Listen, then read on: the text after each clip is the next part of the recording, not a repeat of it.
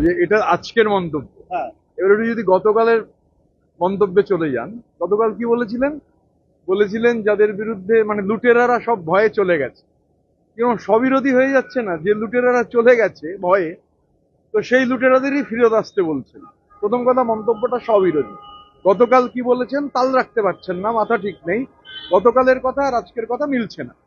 এবারে আমি তিনটে চারটে কথা বলি। এক হচ্ছে 4 মে নির্বাচনের ফলাফল বেরিয়েছিল।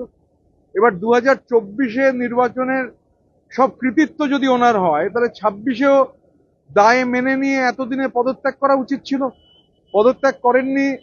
30B হরিশ চ্যাটার্জি স্ট্রিটের উঠোনের অভয়ারণ্যের মধ্যে ঘোরাফেরা করছেন, বাইরে বেরোতে পারেন না। বেরোলে কি হয়েছে দেখা গেছে, ভয়েস স্যাম্পল দিতে গিয়ে বলছেন ডিম মারতে পারে লোকে, ডিম যাতে না মারে সেটা এনশিওর করতে হবে। উনি বেরোচ্ছেন না কোথাও, পদত্যাগও এখনো করেননি, এতদিন হয়ে গেছে। আর সব থেকে বড় কথা, 4 মে যখন ওখানে হচ্ছে স্ট্যান্ডিং ওভেশন নিয়েছিলেন, মানে যে ঔদ্ধত্যের এতটুকু যে কমেনি, স্ট্যান্ডিং ওভেশন যখন নিয়েছিলেন, 80 বছরের ওপরের যে এমএলএরা উঠে দাঁড়াতে হয়েছিল তাদের। আচ্ছা, আপনার পিসি বলেছে স্ট্যান্ডিং ওভেশন দিতে, আপনার তো উচিত ছিল। ন্যূনতম লজ্জা যে নেই তার প্রমাণ হচ্ছে তখন স্ট্যান্ডিং ওভেশনটা নিয়েছিলেন। একবারও বলেন যে না, এত সিনিয়র রয়েছে তারা তারা প্লিজ আপনারা উঠে দাঁড়াবেন না, আমি আপনাদের থেকে অনেক বয়সে ছোট। করেননি এটা।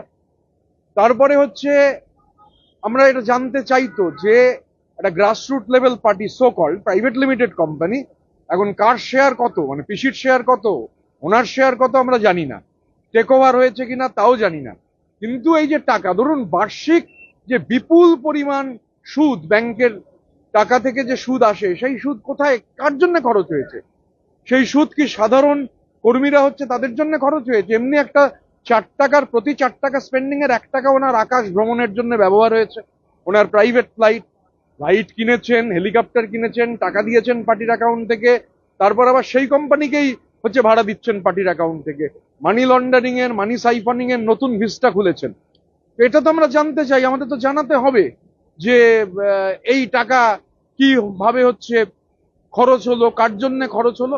ন্যূনতম লজ্জা থাকলে অবিলম্বে হচ্ছে পদত্যাগ করুন।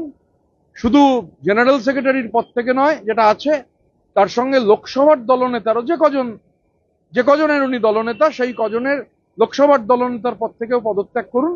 এটা মানে ন্যূনতম যদি কোনো ইন্টিগ্রিটি থাকে, এটা ওনার করা উচিত, কোনো কথা না বলে, ভাষণ না দিয়ে। কিসের জয়ের কৃতিত্ব চাইছেন, দেবেন? 24-এর জয়ের কৃতিত্ব উনিই নিয়েছেন, তো কাউকে তো দিতে হয়নি। 24-এর কৃতিত্ব উনিই নিয়েছেন। এবং এই যে পার্লামেন্টে, আমি জানি না এই পার্লামেন্টে অভয়ারণ্য ছেড়ে বাগরোল যাবে কিনা পার্লামেন্ট অব্দি, তো পার্লামেন্টের রেকর্ডে আছে টেবিল চাপড়ে ওই 7 লাখ কত, সেই মডেলটা যে কিরকম সেটা তো ওই পুষ্পা, একে একে শুকাইছে পুষ্প নিবিছে দেউটি, মধুকবি লিখেছিলেন। সে পুষ্প ঝরে পড়েছে, মডেল কিরকম সেটা দেখতে পাওয়া যাচ্ছে। তো স্বাভাবিকভাবে এগুলো, আমাদের কথা খুব ক্লিয়ার, লাউড এন্ড ক্লিয়ার। তো আমরা সেটা বললাম যে আগে উনি ইমিডিয়েটলি পদত্যাগ করবেন। ওনার যে ন্যূনতম ঔদ্ধত্যে কিছু কমেনি, 4 তারিখ তার প্রমাণ। দাঁড়িয়ে দাঁড়িয়ে স্ট্যান্ডিং ওভেশনটা এনজয় করেছেন, বয়স্ক লোকেরা উঠে দাঁড়িয়ে স্ট্যান্ডিং ওভেশন দিচ্ছেন। ন্যূনতম লজ্জা থাকলে বলতেন যে আপনারা উঠবেন না, আপনারা আমার থেকে বয়সে অনেক বড়। দাদা, অভিষেক বন্দ্যোপাধ্যায় আমতলার যে পার্টি অফিস অবৈধভাবে দখল করা, সেখানে ভাঙা হয়েছে। এখানে অভিষেক বন্দ্যোপাধ্যায় বলছে যে এটা নাকি প্রতিহিংসার রাজনীতি, জমি নাকি কিনে অফিস তৈরি করা হয়েছে। কোন নির্মাণ যদি বেআইনি নির্মাণ হয়, মানে এর আগে তো 15 বছরের এক রকমের ধারাবাহিকতা ছিল, অবৈধ নির্মাণ হলে তা ভাঙা হবেই।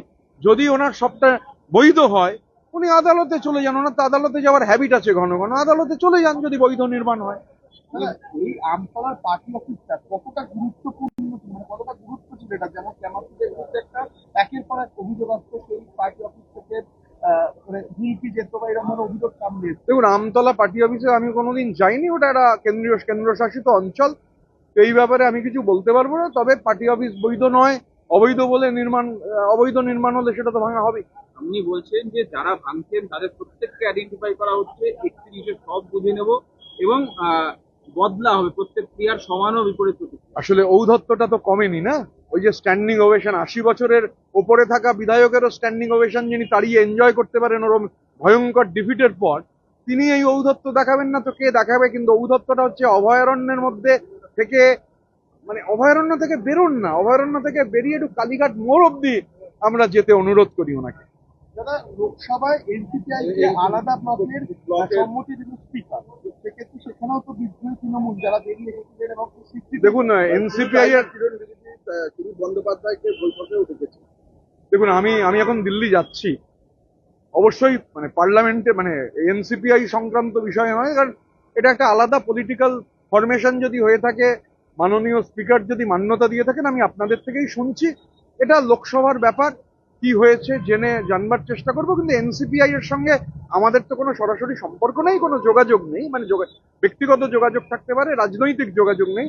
তো এটা পার্লামেন্টে মাননীয় স্পিকার যদি কোনো সিদ্ধান্ত নিয়ে থাকেন, মিটিং এ যদি ওরা ডাক পান, সেটা স্পিকার যেরকম মনে করেছেন সেরকম করেছেন।